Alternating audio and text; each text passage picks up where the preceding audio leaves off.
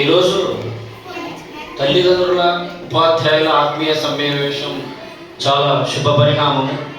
వేదిక మీద ఉన్న చైర్మన్ గారికి మరియు ఉప చైర్మన్ గారికి, విద్యా కమిటీ చైర్మన్ గారికి మరియు ఉపాధ్యాయులకి నా హృదయపూర్వక నమస్కారాలు.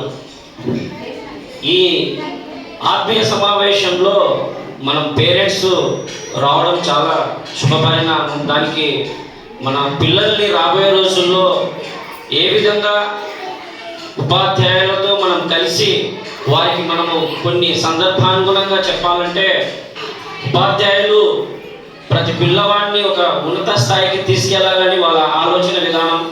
కాబట్టి మనం కూడా పేరెంట్స్ వారికి తోడ్పాటుగా ఉంటూ మన పిల్లలు ఏం చేస్తున్నారని చెప్పేసి మనం కూడా అప్పుడప్పుడు వారిని అడిగి తెలుసుకోవాలా. మరి ముఖ్యంగా ఈ రాష్ట్ర ప్రభుత్వము ప్రజెంట్ ఇప్పుడు గౌరవ ముఖ్యమంత్రి వర్యులు ఈ ఆత్మీయ సమావేశము ప్రజెంట్ అన్నీ అంటే ఈ రాష్ట్రంలో జరుగుతున్నాయి. దానికి అనుగుణంగా మనము మంత్రివర్యులు కూడా ఆదేశించారు. కాబట్టి ఈ కార్యక్రమంలో ప్రతి పేరెంట్స్ పాల్గొని ఉపాధ్యాయులతో పాటు విద్యార్థులతో పాటు కలిసి వాళ్ళ అభివృద్ధి కోసము, అంటే ఉపాధ్యాయులు ఏ విధంగా విద్య అందిస్తున్నారు, అంటే నాణ్యమైన విద్య అందిస్తున్నారా లేదా, మరి ముఖ్యంగా మధ్యాహ్న భోజన పథకం కూడా ఈ గవర్నమెంట్ ప్రభుత్వంలో చేపడుతున్నారు. వాటిని కూడా ఇప్పుడు మనం వచ్చిన పేరెంట్స్ కూడా ప్రతి ఒక్కరూ ఆ భోజనం కూడా తినే అవకాశము ఈ విద్యాశాఖ వారు కూడా ఆదేశించారు. అది కూడా మనం వాటిలో కూడా చూడాలి. మరి ముఖ్యంగా విద్యతో పాటు క్రీడలు అంటే నేను కూడా ఈ స్కూల్లో పూర్వ విద్యార్థిని కాబట్టి నేను ఒక తెలియజేస్తున్నా. క్రీడలు అంటే ఉల్లాసంగా, ఉత్సాహంగా, మంచి నైపుణ్యంతో ఈ స్కూల్లో నేను కూడా చాలా గేమ్స్ ఆడినా.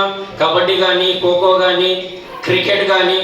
ఈ స్కూల్ ద్వారా నేషనల్స్లో ఇందాక చంద్రమోహన్ గారు చెప్పినారు చూడు, ఉపాధ్యాయులు చాలా నేషనల్స్ గేమ్స్లో కూడా మన జ్ఞానపీఠం స్కూల్ విద్యార్థులు కూడా పాల్గొంటున్నారు. చాలా మెడల్స్ కూడా వస్తున్నాయి. వాటితో పాటు విద్యను కూడా వారు దగ్గరుండి నేర్పిస్తున్నారు. ఎందుకంటే మేము ఈ ఉపాధ్యాయుల దగ్గర చదువుకున్నాం కాబట్టి ఈ వాళ్ళ గౌరవాన్ని మేము స్వీకరిస్తాము. మరి ముఖ్యంగా ఈ ఉపాధ్యాయులు మాకు నేర్పిన ఒక సంస్కారం అంటే గౌరవంగా సమాజంలో మీరు ఈ విధంగా మెలగాల, ఈ విధంగా మీరు సమాజం పట్ల ఆకర్షితులై సమాజానికి ఏదో చేయాలనే అభిప్రాయంతో వీళ్ళు తెలియజేస్తారు.